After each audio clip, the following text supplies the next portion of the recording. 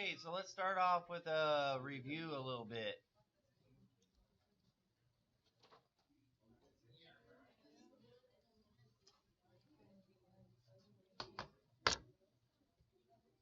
So, are you ready?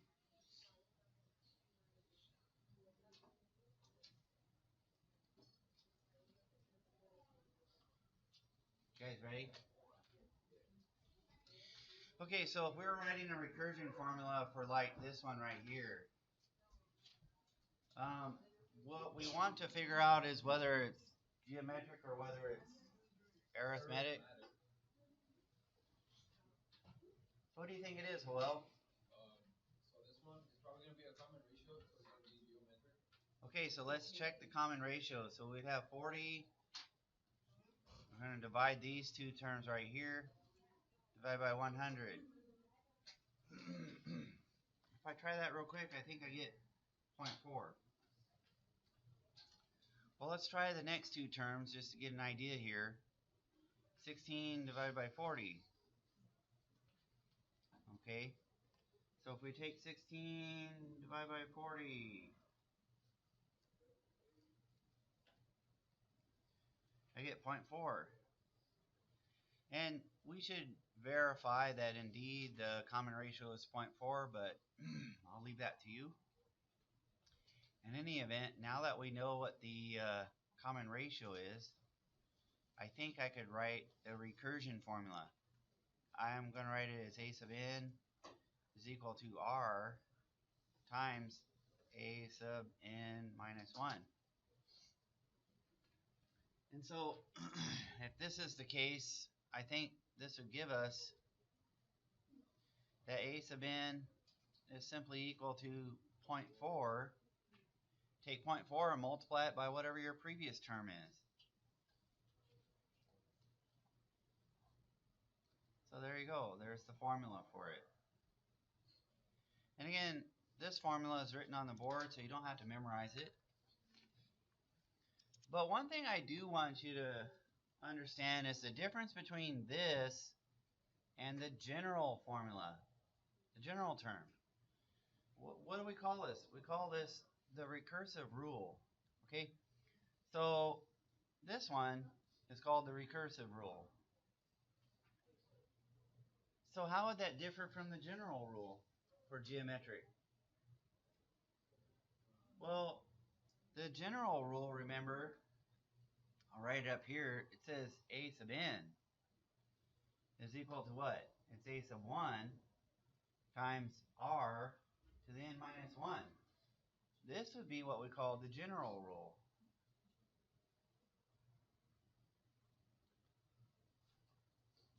And so this is the general rule for geometric, right?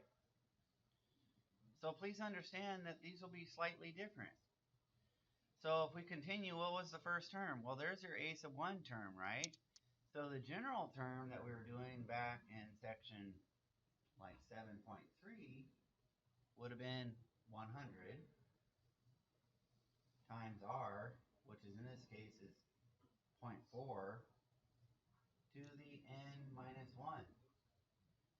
This is the general term. Okay, that's the general one. This, on the other hand, is the recursion rule.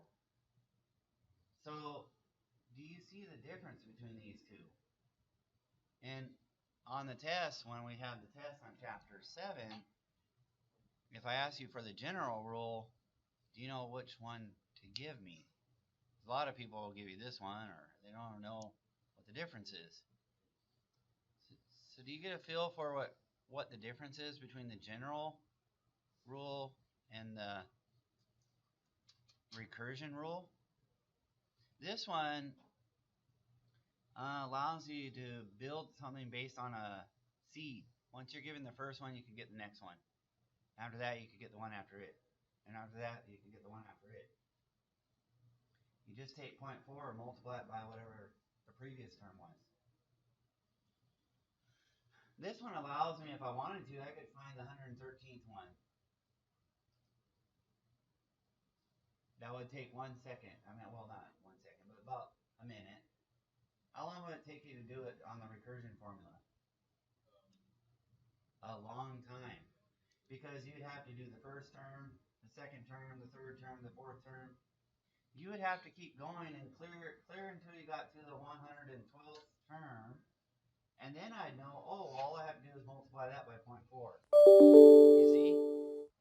So recursion kind of is always constantly building on the previous term, and then it builds the next one and then the next one. So they have their different purposes, but these come up in like computer programming, and it comes up in business finance. Some cases you'll need the recursion formula. In some cases you'll need the general rule. Does that make sense?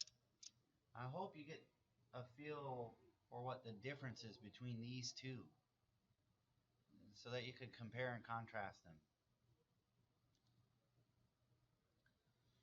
Okay, so let's try the second problem now.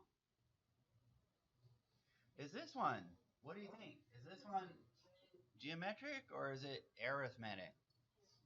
Arithmetic, because if you look, if you subtract 20, in this case, like going, if you take 28 and you subtract 8, you get 20. So there's a common difference this time. Or you can think of it as like, there's a common difference like of 20 here. So it's gone up by 20 each time, right? Common difference of 20. So according to the recursion formula, we would write this as a sub n is equal to whatever your previous term was, n minus 1, and then all you'd have to do is add 20 to it. That's it. This one is what we call the recursive formula.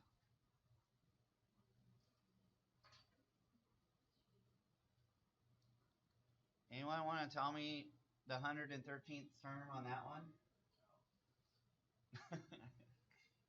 You could, right?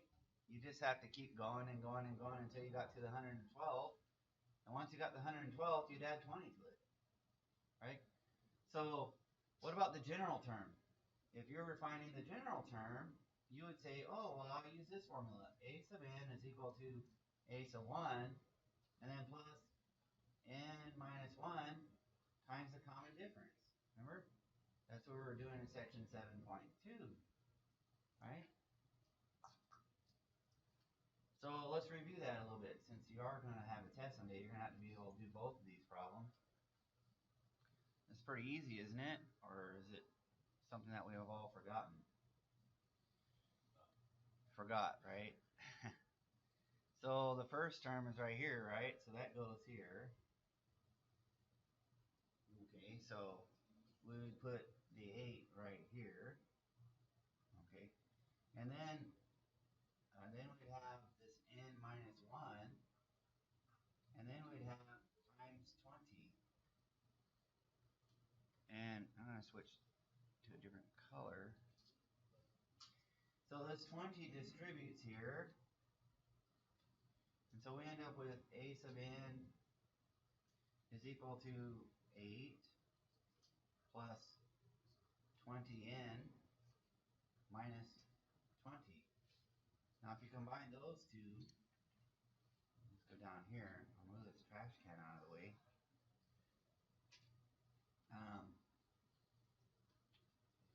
If we combine terms now, we get negative 12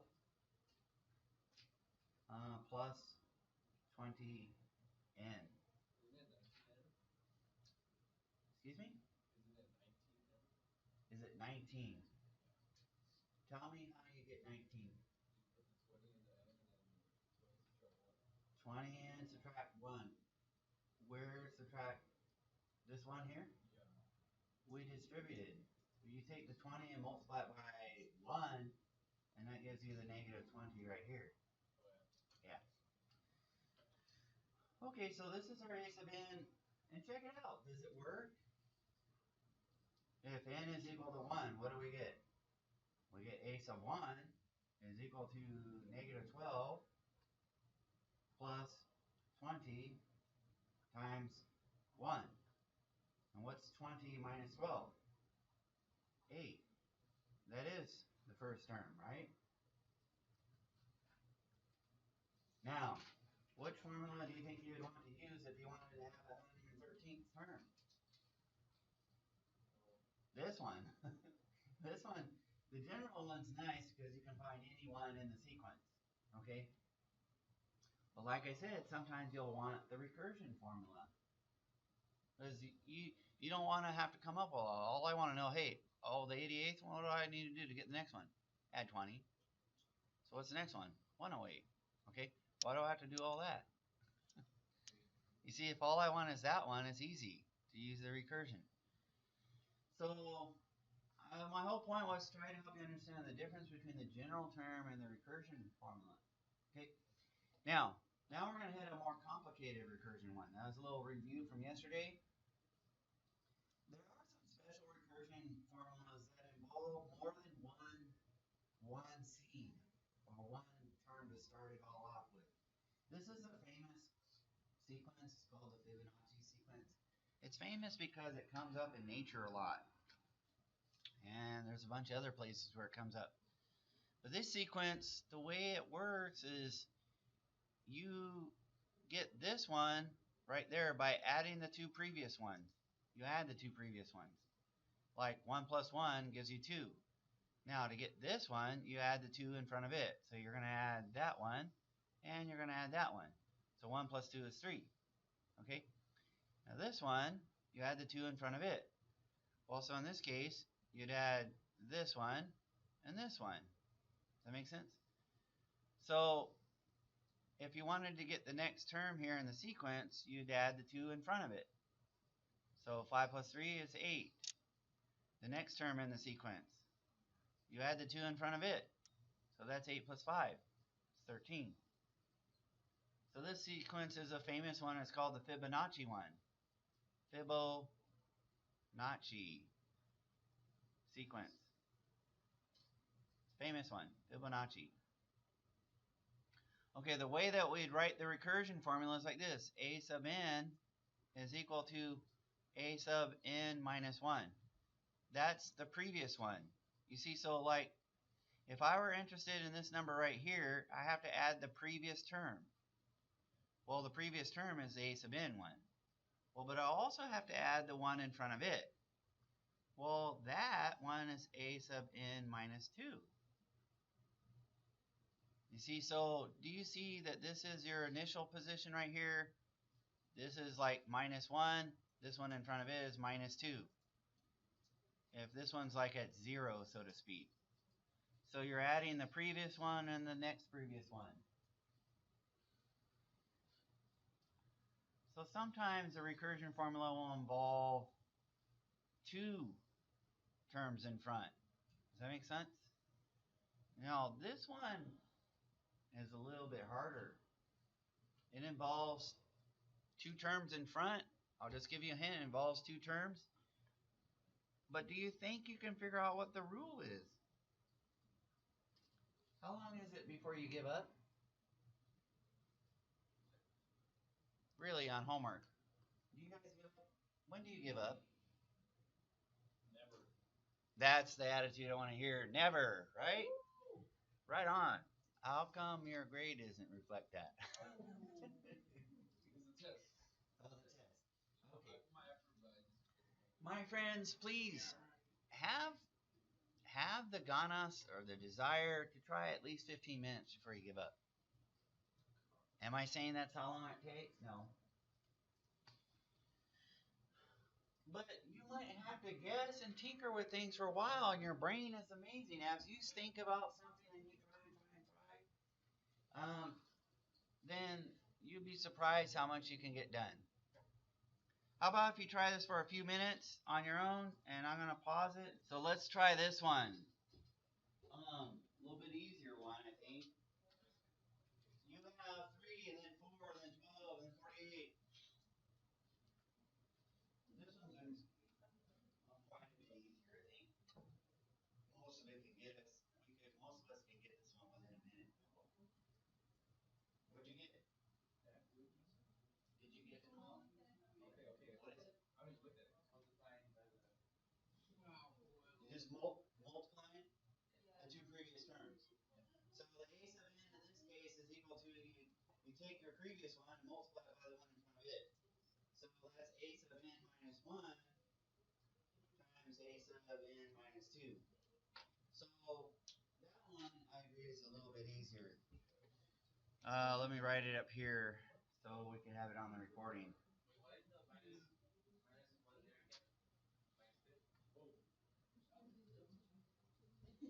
A sub n would be your current term that you're on. That would be a sub n. The one that's in front of that one is a sub n minus 1.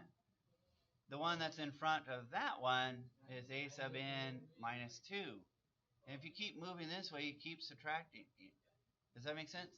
So this formula says you take a sub n, you multiply it by the previous term, a sub n minus 1, and then you multiply that one, you take the previous term and multiply it by the previous term in front of it.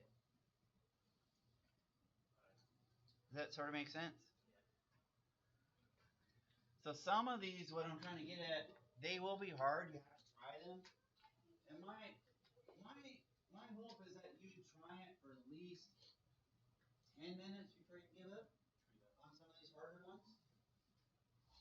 Just have this honest about yourself that you don't give up so easily. And, it's like your video games. I mean, do you start out being level 9 on whatever? You keep playing it until you give up, right? If you get cheat codes, you can start at level 9. Cheat codes, huh? So what are the cheat codes for that? I don't know.